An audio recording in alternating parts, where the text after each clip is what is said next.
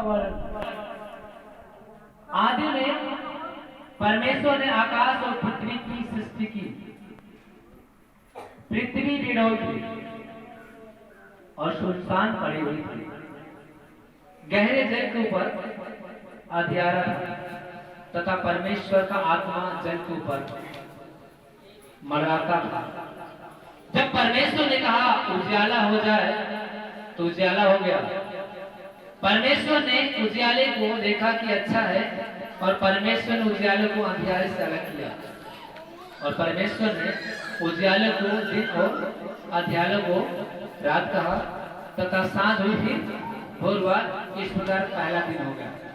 Hallelujah, hallelujah. धन्यवाद प्रभु यीशु, धन्यवाद परमेश्वर। फिर परमेश्वर ने कहा जल के बीच एक ऐसा अंतर हो कि जल दो भाग हो जाए। परमेश्वर ने एक उत्तर अंतर बनाकर उसके नीचे के जल और उसके ऊपर के जल को अलग अलग किया और वैसा ही हो गया। और परमेश्वर ने उस अंतर को आकाश कहा तथा सांझ हुई फिर भोर हुआ। इस प्रकार दूसरा दिन हो गया। Hallelujah, hallelujah. फिर परमेश्वर ने कहा आकाश के नीचे का जल एक स्थान में इकट्ठा हो जाए, सूखी भूमि दिखाई दे और वैसा ही हो गया। परमेश्वर ने सूखी भूमि को पृथ्वी कहा तथा जो जल इकट्ठा हुआ उसको उसने समुद्र कहा। परमेश्वर ने देखा कि अच्छा है। फिर परमेश्वर ने कहा पृथ्वी से हरी घास तथा बीज वाले छोटे पेड़ और फलदायी वृक्ष भी जिनके बीज उन्हीं में एक एक जाति के अनुसार है पृथ्वी पर उगे और वैसा ही हो गया। इस प्रकार पृथ्वी से हरी घास और छोटे छोटे पेड़ जिनमें अपनी की जाति के अनुसार बीज बोता था और फलदायी वृक्ष जिनके बीज एक एक की जाति के अनुसार उन्हीं में होते हुए परमेश्वर ने देखा कि अच्छा है तथा सांझ हुई फिर भोर हुआ। इस प्रकार तीसरा दिन हो गया। Hallelujah, hallelujah. धन्यवाद परमेश्वर, धन्यवाद परमेश्वर। फिर परमेश्वर ने कहा दिन को रात से अलग करने के लिए आकाश के अंतर में ज्योतियां बनाई। वो ज्योतियां हो जिन चिन्हों और जो चिन्हों और नियम समय और दिनों और वर्षों के कारण हो। और वे ज्योतियां आकाश के अंतर में पृथ्वी पर प्रकाश देने वाली ठहरे। वैसा ही हो गया। तब परमेश्वर ने दो बड़ी ज्योतियां बनाई। तो उनमें से बड़ी ज्योति दिन पर प्रभुता करने के लिए और छोटी ज्योति को रात पर प्रभुता करने के लिए बनाया और तारागण को भी बनाया। परमेश्वर ने उसको आकाश के अंतर में इसलिए रखा कि वे पृथ्वी पर प्रकाश दे तथा दिन और रात पर प्रभुता करे और उजियाले को अंधियारे से अलग करे। परमेश्वर ने देखा कि अच्छा है तथा सांझ हुई फिर भोर हुआ। इस प्रकार चौथा दिन हो गया। Hallelujah, hallelujah. फिर परमेश्वर ने कहा जल जीवित प्राणियों से बहुत और भयंकर और पंछी पृथ्वी के ऊपर आकाश के अंतर में पड़े। इसलिए परमेश्वर ने जाति जाति के बड़े बड़े जल जंतुओं की और उन सब जीव प्राणियों की भी सृष्टि की जो चलते फिरते हैं जिनसे जल बहुत ही भर गया और एक एक जाति के उड़ने वाले पंछियों को भी सृष्टि की। और परमेश्वर ने देखा कि अच्छा है और परमेश्वर ने यह कहकर उसको आशीष दी फूलों फलों और समुद्र में कि जल में भर जाओ और पंछी पृथ्वी पर बढ़े तथा सांझ हुई फिर भोर हुआ। इस प्रकार पांचवा दिन हो गया। Hallelujah, hallelujah. धन्यवाद परमेश्वर, धन्यवाद परमेश्वर। फिर परमेश्वर ने कहा पृथ्वी के एक एक जाति के जीव जंतु जीव प्राणी और अर्थात घरेलू पशु रेंगने वाले जंतु और पृथ्वी के वन पशु जाति जाति के अनुसार उत्पन्न हो और वैसा ही हो गया।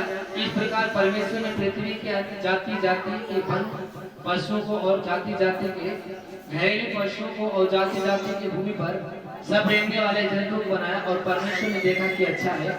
फिर परमेश्वर ने कहा हम मनुष्यों को अपने स्वरूप के अनुसार अपनी समानता में बनाए और वे समुद्र की मछली और आकाश के पंछी और घरेलू पशु और सारी पृथ्वी पर और सब रहने वाले जंतुओं पर जो पृथ्वी पर रेंगते हैं अधिकार रखे। तब परमेश्वर ने मनुष्य को अपने स्वरूप के अनुसार उत्पन्न किया और अपने ही स्वरूप के अनुसार परमेश्वर ने उनको उत्पन्न किया, नर और नारी। हालेलुया। परमेश्वर ने अपने समान क्या उत्पन्न किया, नर और नारी करके उसने मनुष्यों की सृष्टि की और परमेश्वर ने उनको आशीष दी और उनसे कहा फूलो फलो और पृथ्वी में भर जाओ और उसको अपने वश में कर लो और समुद्र की मछलियां तथा आकाश के पंछियों और पृथ्वी पर रहने वाले सब जंतुओं पर अधिकार रखो। फिर परमेश्वर ने उससे कहा सुनो, जितने बीज वाले छोटे छोटे पेड़ सारे पृथ्वी के ऊपर हैं और जितने वृक्षों में बीज वाले फल होते हैं वे सब मैंने तुमको दिए हैं, वे तुम्हारे भोजन के लिए है।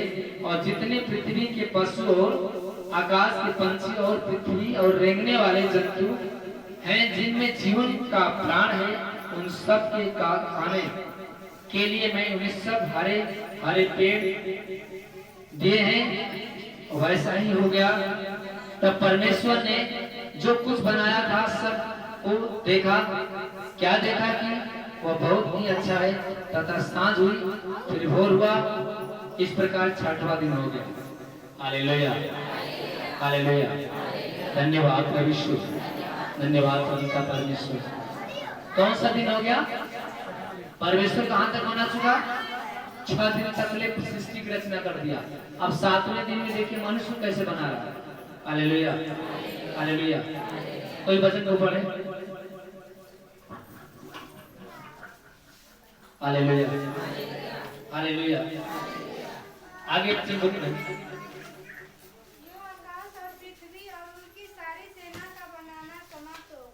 यूं सारी पृथ्वी और सारी सेना का बनाना समाप्त हो गया। परमेश्वर जो अपना काम स्वयं करता था, 7वें में पूरा काम को क्या कर दिया? समाप्त कर दिया।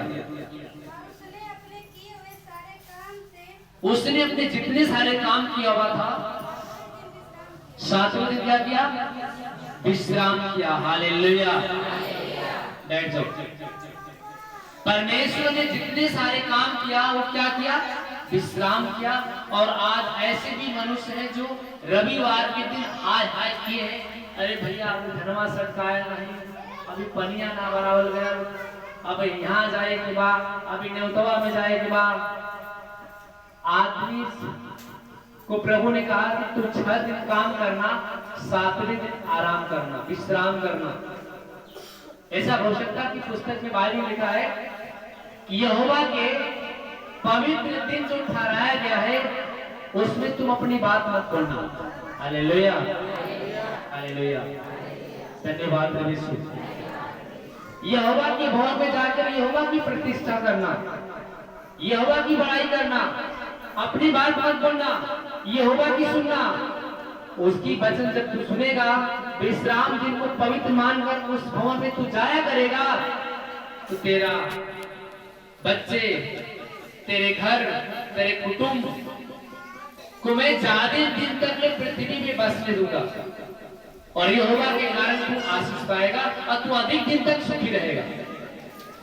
हालेलुया। मेरे भाई बोलो, कितनों भी लाखों काम हो, लेकिन विश्राम के दिन परमेश्वर का ठहराया गया दिन है। हमें विश्राम के दिन परमेश्वर के भवन में होना चाहिए, क्योंकि जितने भी सरकारी दफ्तरों में छुट्टियां आप देखते हैं रविवार के दिन अक्सर होती है। और ये छुट्टियां परमेश्वर ने पहले से ही ठहराया है कि सारी सृष्टि की रचना किया 6 दिन में और 7वां दिन में सब कुछ काम पूरा करके उसने क्या किया? आराम किया। Hallelujah, hallelujah. प्रभु ने भी मिट्टी साना, मिट्टी सान कर उसने एक लोना बनाया। लोना बनाने के बाद एक क्या किया? उसने पुतला बनाया। प्रभु ने उसी दिन मिट्टी साना, लोना बनाया और उस लोने को बनाकर उसको एक पुतला बनाया और मिट्टी का पुतला, और मिट्टी का पुतला का नाम क्या रखा? आदम। हालेलुया।